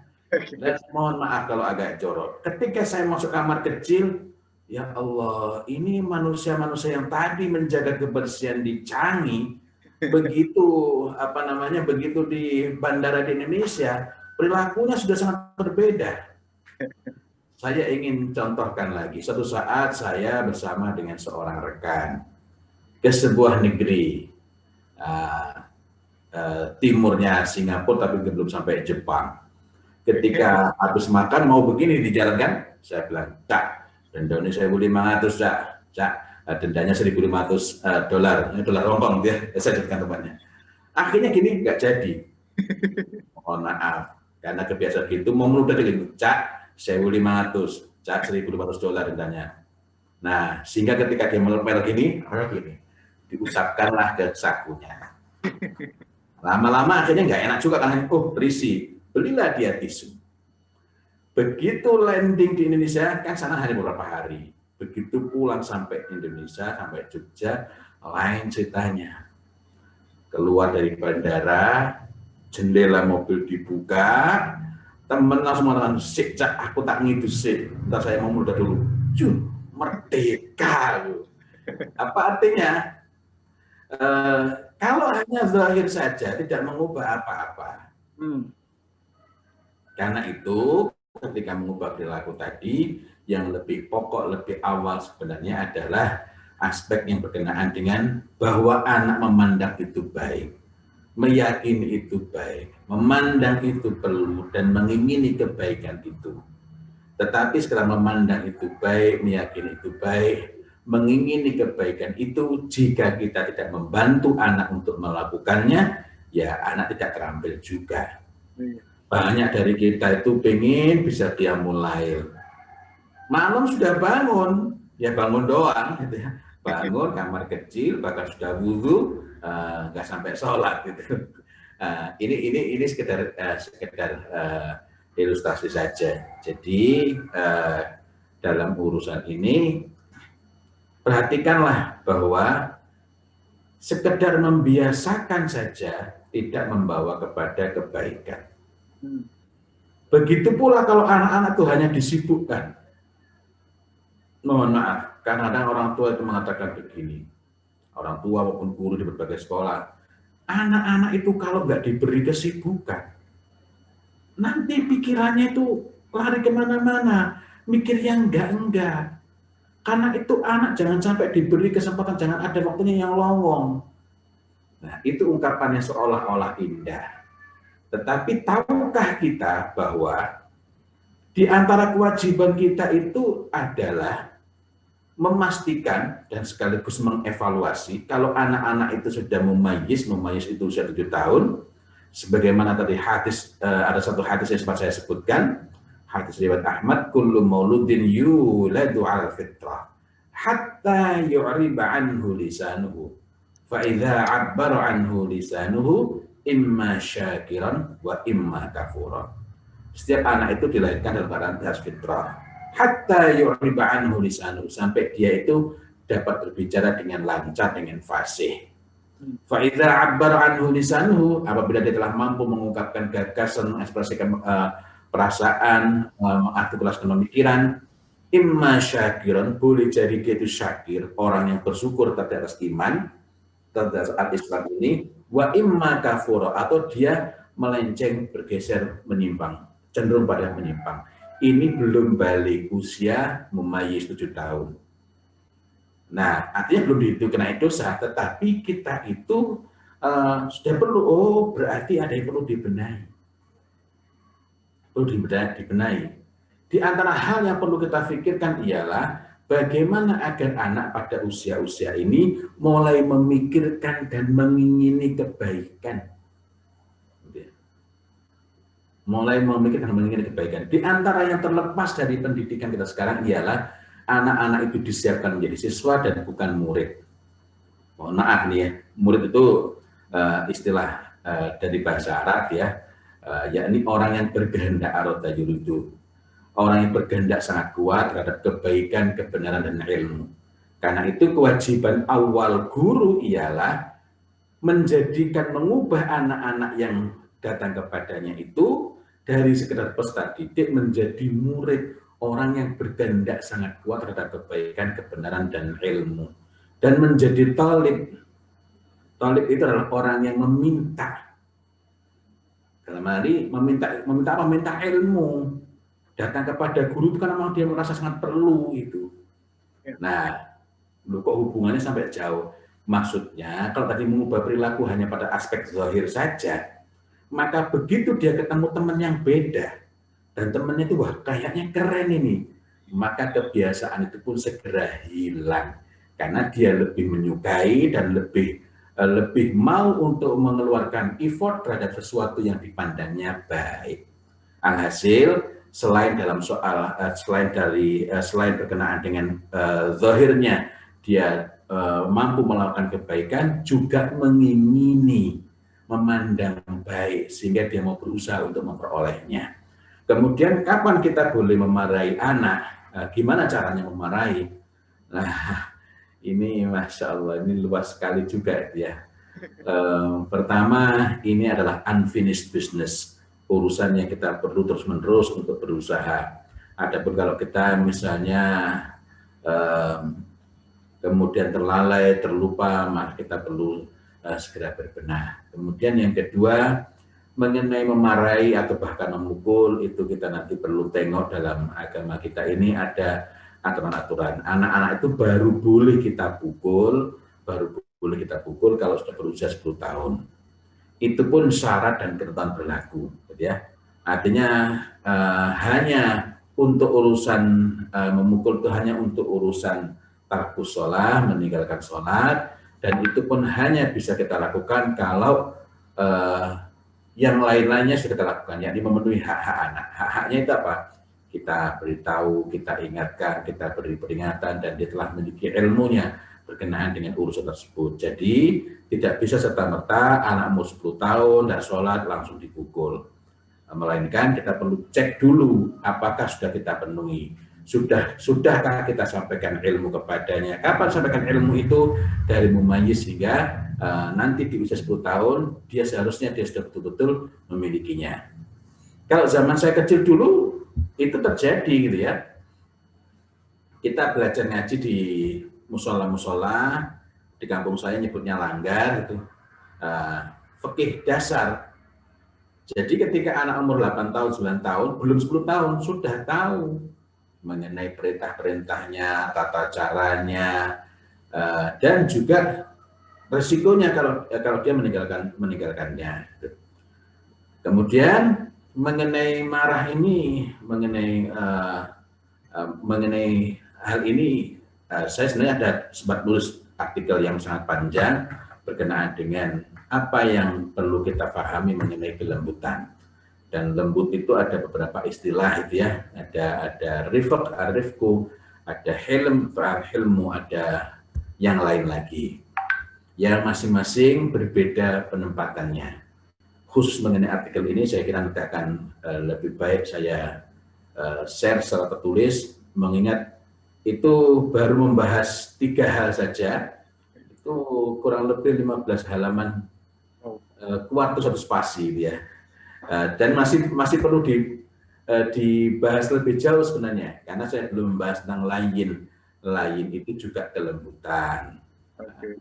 Yang saya bahas barulah pada ar-rifqu, al-hilmu, dan al-anah. Allahu a'lam bishawab. Baik. Ya Ustadz, kebetulan memang tadi disampaikan lebih lanjut, anaknya di umur di atas 13 tahun, berarti pas jawabannya Ustadz, betul. Yang Ustadz Ya. bahwa yang pertama hak-hak anak itu dipenuhi dulu, ditahu, diingatkan, kemudian ilmunya juga harus dikasih tahu. Itu nggak nanti baru proses untuk memarahi juga Ustadz. Tadi anaknya umur berapa itu? 13 tahun Ustadz. Oh, 13 tahun ya. Ya sudah pas saya Ustadz tanyakan. Kemudian juga tadi mengenai juga sama Ustadz, seperti Ustadz sampaikan juga, kalau melihat zohirnya aja, kami di sini di Jepang juga sama Ustadz. Kami di sini jam 2 malam Ustadz, kalau nggak ada, walaupun nggak ada siapa-siapa, nggak berani Ustadz melanggar lampu merah Ustadz. walaupun cuma misalnya 2 meter itu jarak jalannya, lampu merah nggak berani Ustadz. Tapi mungkin kalau di Indonesia saya udah main terobos aja. Ya mungkin itu ada sistem itu tadi yang membuat kita akhirnya mungkin seperti Ustadz bilang tadi itu adanya punishment dan reward itu yang membuat kita agak takut itu. Denda nih lumayan. Tadi sistem itu berkenaan dengan sesuatu di luar diri kita. Ya, Ustadz. Tapi ketika kita berbicara tentang dengan anak, itu kan berbicara mengenai diri kita.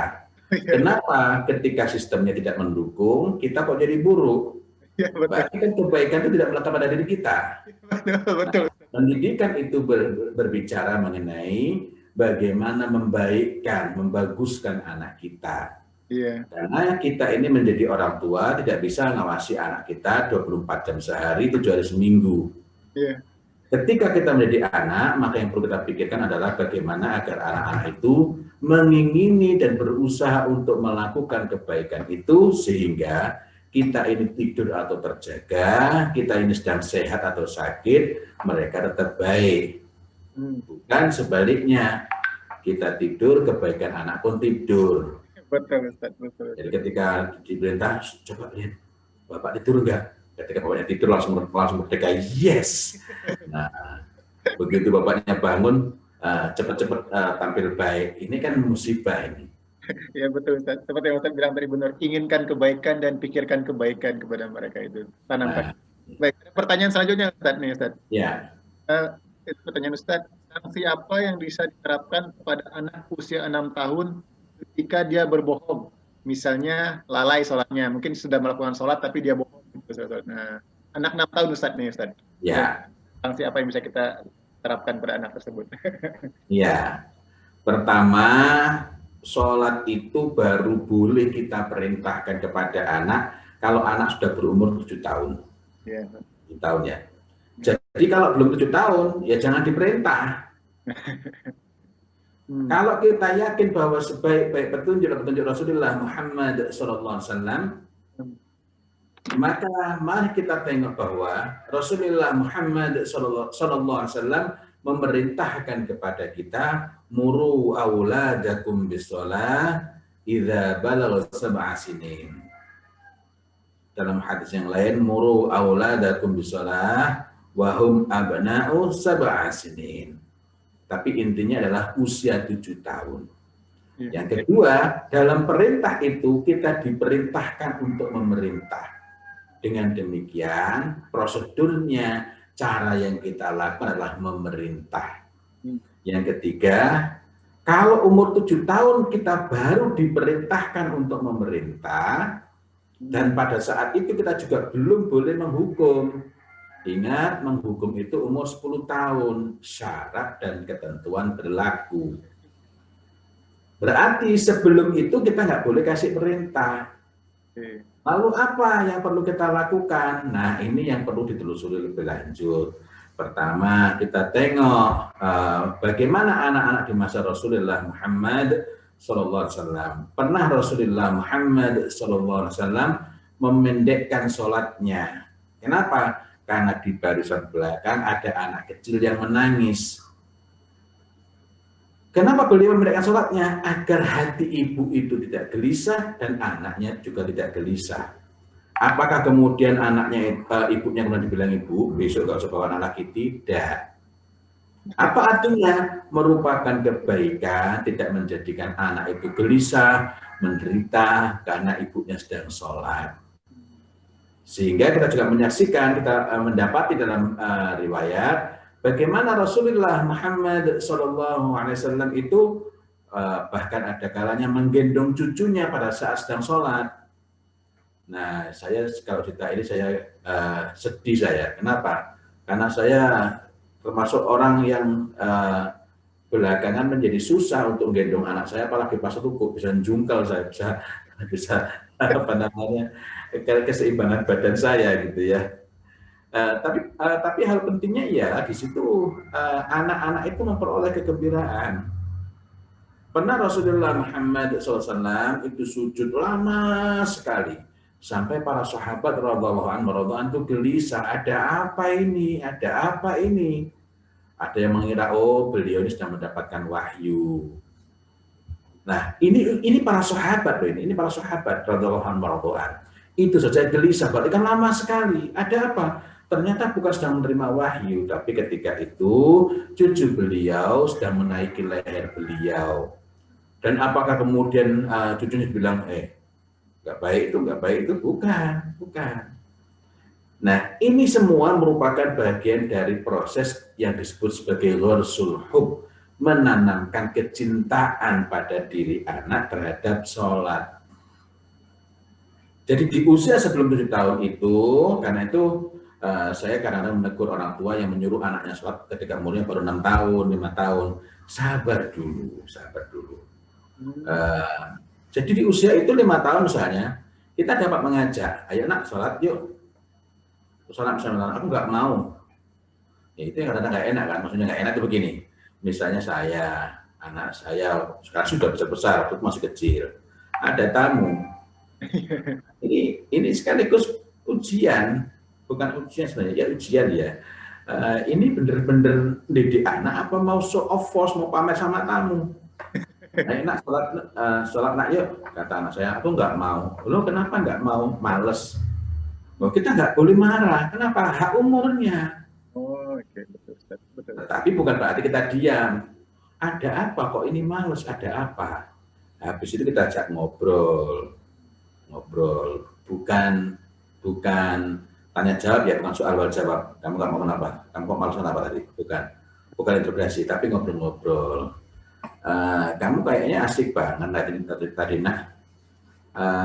Kamu kok tadi asik banget kenapa ya? Kan tadi itu omnya yang datang itu kan bawa HP Pak, terus aku tuh dipinjemin. Oh, dipinjemin. Itu HP-nya kok bisa kamu kok bisa asik banget? Isinya apa ya nak? Kan itu ada gamenya. Oh, nah itu bukan salah anak. Berarti kita ini yang belum cukup kuat untuk menginstal apa sih yang diingini. Nah, kita gali bukan, gitu ya. Kalau begitu besok kalau kamu nggak boleh pinjam lagi. Nah, kita dapat mengatakan, berarti ini membawa konsekuensi ini karena kalau begitu berarti ada yang perlu saya lakukan perubahan, gitu ya. Sehingga dengan itu anak tidak merasa rugi berterus terang. Sudah terus terang, kemudian ini penyakitnya. Akhirnya anak merasa, wah lain kali gak usah jujur dah. Siapa yang melakukan begitu? Orang tua. Nah, tapi kembali lagi, jadi sebelum usia 7 tahun, tugas kita ghorsul hub. Dan tidak boleh melakukan ikrah, pemaksaan. Baik pemaksaan dengan cara yang kasar maupun cara yang halus. Jadi pemaksaan itu walaupun dengan cara yang halus, ayo nak, ayo loh nak, ayo. Nanti kalau kamu mau sholat, nanti bapak belikan es krim wes. Coba nak, yuk. Ini enak loh, kamu belum pernah loh minum es krim ini. Kalau mau bapak belikan. Nah, akhirnya anak pun mau, bukan menginginkan sholatnya, bukan. Tapi karena kapan lagi dapat es krim ini? Nah, dengan kata lain, orang tua juga yang merusak fitrah pada diri anak. Fitrah itu sendiri tidak pernah berubah, tapi kalau posisi anak adalah fitrah itu yang bisa rusak. Siapa yang merusak? Orang tua. Loh, apa hubungannya? Apa hubungannya? Mari kita ingat ketika Umar bin Khattab radhiyallahu anhu bertanya kepada Mu'adz bin Jabal radhiyallahu anhu mengenai apa yang mengokohkan umat ini. Maka Mu'adz bin Jabal menunjukkan perkara-perkara yang menguatkan masyarakat itu. Yang pertama adalah al-ikhlas, wahiyal fitrah. Al-ikhlas yang itu adalah fitrah. Artinya ikhlas itu kata lainnya adalah fitrah itu kata lain adalah ikhlas. Ikhlas itu ialah unsurnya dua ikhlas itu. Karena ini seringkali salah paham gitu ya. Ada orang katanya hilang, udah diikhlasin aja, nggak ada hubungan sama ikhlas. Karena ikhlas itu unsurnya dua, melakukan. Pertama melakukan. Kehilangan sadar itu bukan melakukan. Melakukan amal maupun ibadah. Dalam keadaan hati yang berat maupun ringan. Yang kedua, semata-mata untuk meraih ridha Allah. Jadi dua itu unsurnya. Karena kadang-kadang orang mengatakan, coba lebih ikhlas mana? Sedekah 1.000 apa 1 juta? 1.000, enggak. Itu enggak ada hubungannya sama ikhlas. Karena ikhlas itu hubungannya adalah melakukan, walaupun dalam keadaan yang sangat berat, tetapi itu dilakukan semata-mata untuk meraih ridha Allah, maka itulah ikhlas. Jadi orang habis ngasih terus terbayang-bayang, akhirnya ya Allah, perbaikilah hati hamba-Mu ini ya Allah. Nah, tapi dia melakukan karena ini yang paling maslahat, ini yang Allah kehendaki. Nah, itulah ikhlas. Sebaliknya ringan di hati belum tentu ikhlas. Gitu ya. Nah, kembali lagi, jadi tadi itu jangan melakukan ikrah. Di antara akibat dari ikrah itu ialah anak berbohong. Dan itu artinya tadi disebutkan gimana maksud anak berbohong. Ya berarti perlu segera ada perubahan, menjadikan anak lebih nyaman, dan anak itu mengingini sholat. Karena akibat yang disebutkan oleh para ulama, ini sudah terjadi tadi, yakni berbohong. Yang kedua, sebenarnya bohong ini adalah sebenarnya bukan pertama. Pertama menyebabkan terjadinya karoha. Karoha itu kebencian. Bentuk paling ringan dari karoha itu keengganan, merasa enggan, merasa males.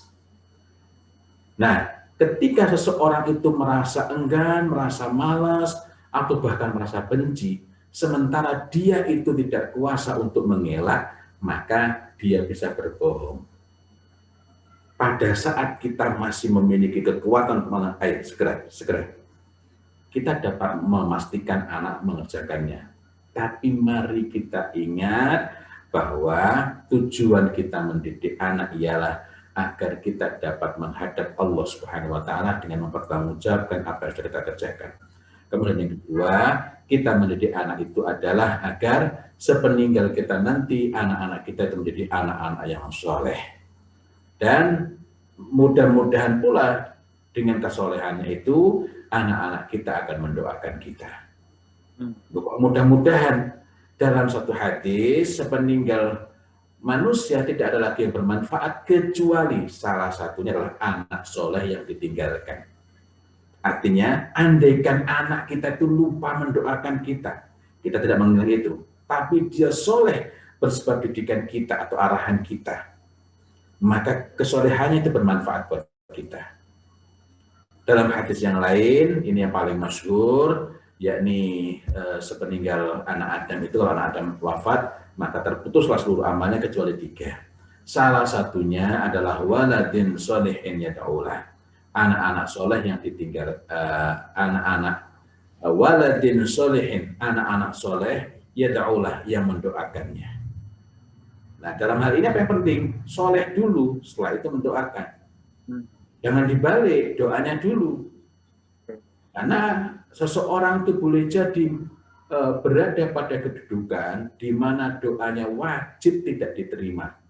Misalnya dia memakan dari harta yang haram, dia memperbuat kesyirikan, maka doanya tidak diterima. Loh, kok dia ini mendoakan bapak ibunya? Nggak ada manfaatnya. Gitu ya. Apalagi kalau dia pun nggak ada mendoakan. Dia undang manusia berhimpun dengan uang yang haram. Ketika orang berhimpun mendoakan, dia tidak ikut mengaminkan. Loh, kok kita berharap kebaikan? Nah, artinya yang kita inginkan dari hasil mendidik itu bukan untuk sesuatu di masa kita hidup. Bukan berarti kita tidak menginginkan anak-anak kita berbuat baik pada kita. Karena mendidik mereka untuk birrul walidain, berbuat kebajikan kepada kedua orang tua, itu merupakan keharusan. Gitu ya. Saya ingin menambahkan sedikit. Jadi yang saya sampaikan tadi mudah-mudahan bermanfaat untuk menata kembali. Dan tadi kalau anak umur 6 tahun sudah sampai bohong, itu berarti betul lah bahwa ikrah, pemaksaan dengan cara yang halus maupun cara yang kasar, itu nanti akan menyebabkan karohah, dan karohah itu salah satu bentuknya adalah bohong. Kemudian yang lainnya ialah, di antara hal yang perlu kita perhatikan dalam soal komunikasi dengan anak ialah kesediaan kita untuk mendengarkannya. Ketika anak berbicara, kita menggali dan kita menanggapi. Menanggapi itu artinya ketika anak berbicara kemudian merespon, memberikan umpan balik sesuai dengan apa yang dibicarakannya. Di antara tanda-tanda bahwa seseorang itu mendengarkan pembicaraan orang lain ialah dia dapat memberikan umpan balik, tanggapan sesuai dengan apa yang dibicarakannya. Bukan cuma diam. Ada satu ungkapan yang dinisbahkan kepada Ali bin Abi Thalib radhiyallahu anhu, dan ini sangat baik untuk kita pegangi. Man ahsanal istima' ta'ajjalal intifa'. Barang siapa yang paling baik dalam mendengarkan bukan cuma mendengar, mendengarkan itu berarti by intention ya, disertai dengan niat kesengajaan, ta'ajjalal intifa', maka dialah yang paling cepat, paling banyak memperoleh manfaat. Jadi karena itu ketika tadi misalnya anak bohong, kita nggak boleh langsung mengatakan kamu bohong, kamu itu, melainkan kita bertanya. Jangankan pada anak-anak, mari kita ingat kisah Khawat bin Jubair radhiyallahu anhu. Khawat bin Jubair siapa? Seorang remaja di masa Rasulullah Muhammad SAW. Ada apa dengan Khawat? Khawat ini suatu ketika bepergian bersama Rasulullah Muhammad SAW. Lalu mereka ini, yakni beliau SAW dan Khawat ini transit di Marra al-Zahran. Pada saat transit itu bikin kemah, bikin tenda. Berarti transitnya bukan cuma setengah jam ya. Nah, ketika Rasulullah Muhammad SAW sedang istirahat di tenda itu, ada gadis-gadis muda tampak di luar tenda.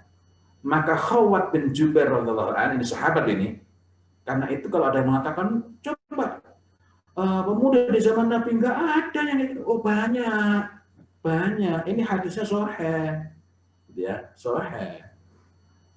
Melampaui batas ketika mengatakan bahwa di zaman Nabi seluruhnya hebat, seluruhnya baik, artinya langsung perfect itu, membuat kita kehilangan kesempatan untuk mengambil pelajaran, gitu ya. Nah, banyak itu bukan berarti mayoritas, tapi ada kasus ini, dan di dalam setiap kasus itu ada pelajaran. Khawat bin Jubair radhiyallahu anhu tadi misalnya. Dari situ kita dapat mengambil pelajaran bahwa oh begini cara Rasulullah memperbaiki. Terus lagi. Jadi Khawat bin Jubair lihat itu langsung lari ke tenda. Ada apa? Ngambil tasnya. Tapi saya nggak tahu tas gunung atau tas lain ya. Yang jelas ambil tasnya.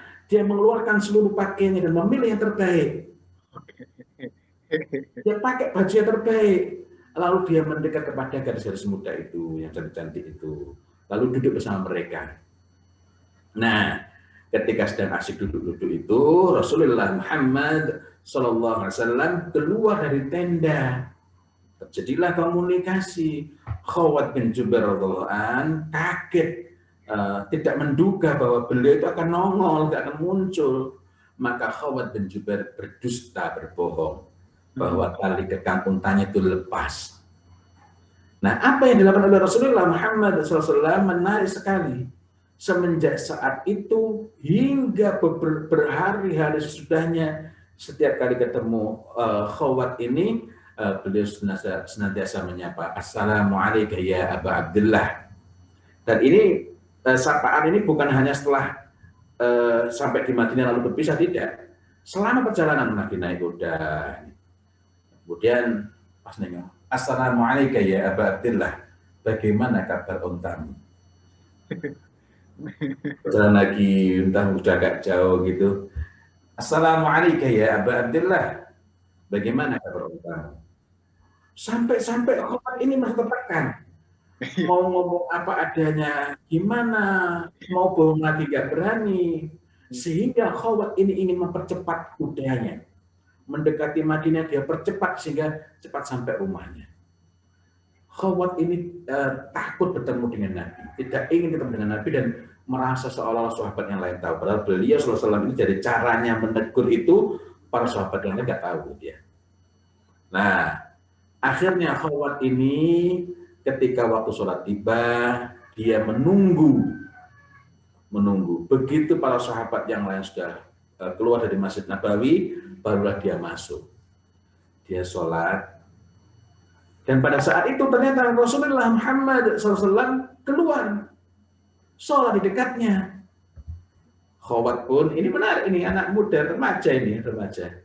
Lihat Rasulullah berada di dekatnya, sholat sunnah yang ringkas, yang pendek. Maka Khawat melakukan aksi triki gitu. Dipanjangkanlah sujud dan rukuknya. Lalu Rasulullah Muhammad SAW ini dalam hadis atau Tabrani ya, panjang, saya ambil pokok-pokoknya saja. Lalu Rasulullah Muhammad SAW mengatakan, panjangkanlah sujud dan rukukmu sesuka hatimu. Aku akan menunggumu di sini. Lalu Khawat berpikir, wah ini aku harus terus terang ini. Begitu selesai, maka Khawat akhirnya mengatakan, ya Rasulullah. Kan begitu selesai ditanya lagi, Assalamualaikum ya Aba Abdullah, bagaimana kabar ontamu? Jadi bukan gimana? Bukan. Jadi ini digambarkan Rasulullah Muhammad SAW bertanya itu dengan rifaq, dengan lembutnya, dengan keramahan.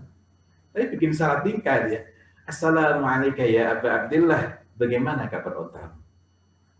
Nah, Khawat mengatakan, ya Rasulullah, sungguh demi Allah, semenjak aku masuk Islam, ontakku tidak pernah terlepas satu kali pun. Artinya itu ungkapan diplomatis untuk mengatakan kemarin itu aku bohong. Iya, Ustaz. Lalu apa yang dikatakan oleh Rasulullah Muhammad SAW dengan mengatakan, oh iya kalau kita suka pulang ya, bukan. Tetapi beliau mendoakan. Ya. Nah ini serupa, nggak persis sama ya. Kalau kita ingat ada kisah Fatan Syaban. Nah, istilahnya Fatan Syaban. Orang setelah Bali itu ada beberapa istilah. Ada Fatan, ada Syaban, ada Asyudda, ada istilah apa lagi itu ya. Ada beberapa istilah. Karena itu kalau ada yang mengatakan bahwa, oh nggak ada remaja dalam Islam, yang ada itu pemuda. Loh, istilah kita tuh banyak banget deh. Bahasa Indonesia itu lebih miskin dibanding bahasa Arab. Lalu bagaimana mungkin bahasa yang lebih kaya, yang berdetail ini, lalu kita sederhanakan begitu saja. Ingat, baik remaja maupun pemuda itu sama-sama bahasa Indonesia. Gitu ya. Jadi kalau bilang, enggak ada remaja adalah pemuda. Enggak juga, karena rentangnya sangat banyak. Nah, ada istilah Fatan, ada lagi istilah Syaban. Nah, ini ada Fatan Syaban. Fatan Syaban siapa? Remaja belia. Suatu saat Fatan Syaban, ada seorang Fatan Syaban datang menemui Rasulullah Muhammad SAW. Apa yang dilakukan? Minta izin berzina. Coba. Ini datang minta izin berzina. Dia datang menemui Rasulullah Muhammad SAW yang saat sedang bersama para sahabat radhiyallahu anhu. Ya Rasulullah, idzanli bizina, wahai Rasul, izinkan aku untuk berzina. Para sahabat mendengar tuh marah, sana. Tapi apa kata Rasulullah Muhammad SAW? Udah, mendekatlah. Bukan cuma tahan, sini bukan, tapi udah, mendekatlah. Pilihan beliau, perkataan beliau itu mendekatlah itu lebih sifatnya personal gitu ya. Sehingga sahabat ini duduk di dekat beliau, qariban, dekat sekali. Dekat sekali itu apa artinya? Merasa aman. Kita itu kalau nggak merasa nyaman, tidak merasa aman, tidak merasa nyaman dengan seseorang, nggak mau duduk berdekatan. Tapi kalau menyengaja duduk itu, space-nya luas, itu berarti merasa aman sekali, merasa nyaman juga. Lalu oleh Rasulullah Muhammad SAW ditanya, atuhibbuhu li ummik? Do you love that the same thing occurs to your mother? Cintakah kamu? Cuma kadang-kadang dimaknai sebagai interogasi. Kamu mau nggak? Nggak gitu. Redaksinya, atuhibbuhu li ummik? Do you love that the same thing occurs to your mother? Kalau di Indonesia kan agak nggak ketemu rasa bahasanya itu ya. Maka Fatan Syahban mengatakan, demi Allah aku tidak akan mengizinkan ya Rasulullah. Nah kemudian berikutnya tanya lagi begitu sampai akhirnya kita terlihat sekali bahwa Fatan Syahban itu sudah tenang betul, gejolaknya sudah reda. Maka Rasulullah Muhammad SAW memegang dada pemuda Fatan Syahban remaja belia itu lalu mendoakannya. Jadi masya Allah, ini akan menarik sebenarnya kalau kita bikin rinciannya itu ya, rinciannya, ya, karena ini kan bersifat global gitu ya. Wallahu a'lam bishawab. Baik, terima kasih banyak Ustaz atas penjelasannya, sangat luar biasa. Memang sangat kurang kayaknya waktunya nih Ustaz kita.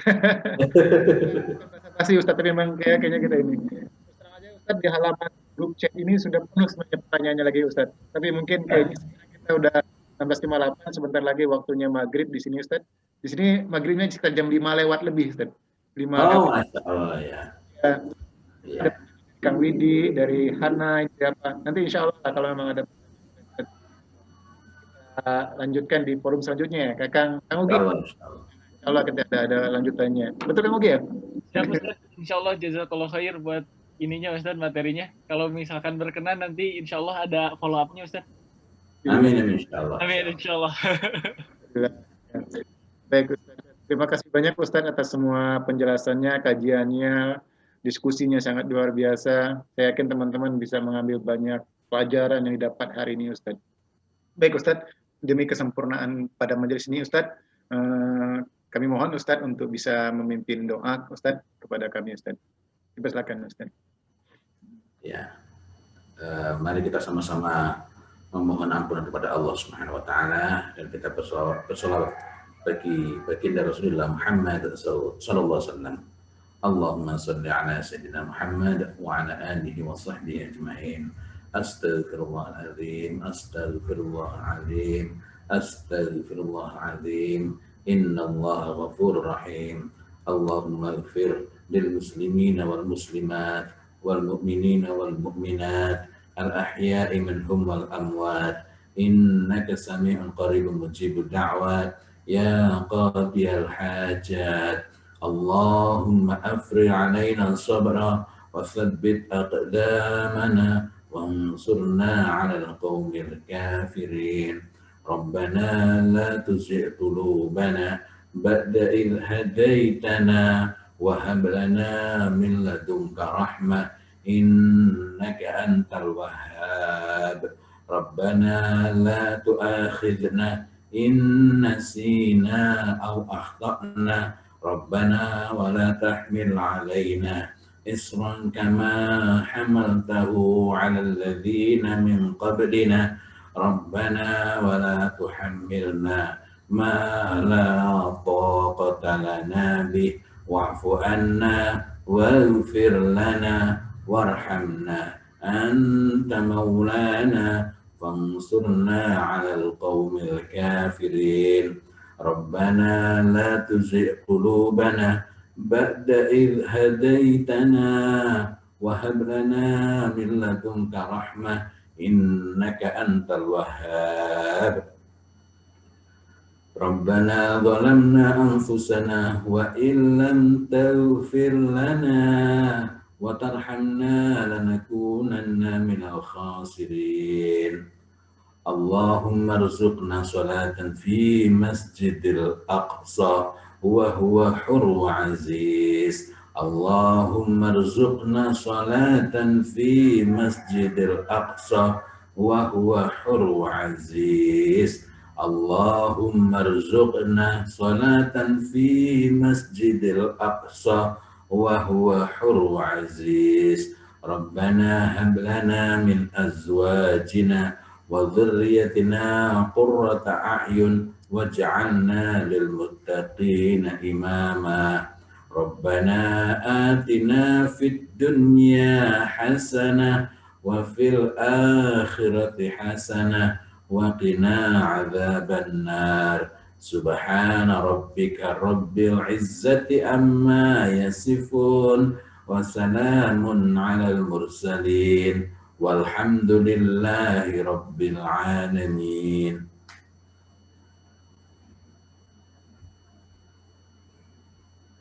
Alhamdulillah. Baik, terima kasih banyak Ustadz sekali lagi atas kesediaan waktunya, atas pemaparan materinya sangat luar biasa. Kami semua mendapatkan ilmu yang sangat bermanfaat kali ini. Mohon doanya lagi juga Ustadz, semoga kami mampu untuk mengimplementasikan apa yang tadi Ustadz sering katakan dalam video YouTube Ustadz itu, semoga kami mau berusaha gitu Ustadz. Berusaha itu artinya ada niat yang kuat kata Ustadz itu, kemudian juga ada ikhtiar yang matang di sana, ada yang maksimal untuk bisa kita mendidik anak kita sesuai dengan fitrahnya. Baik,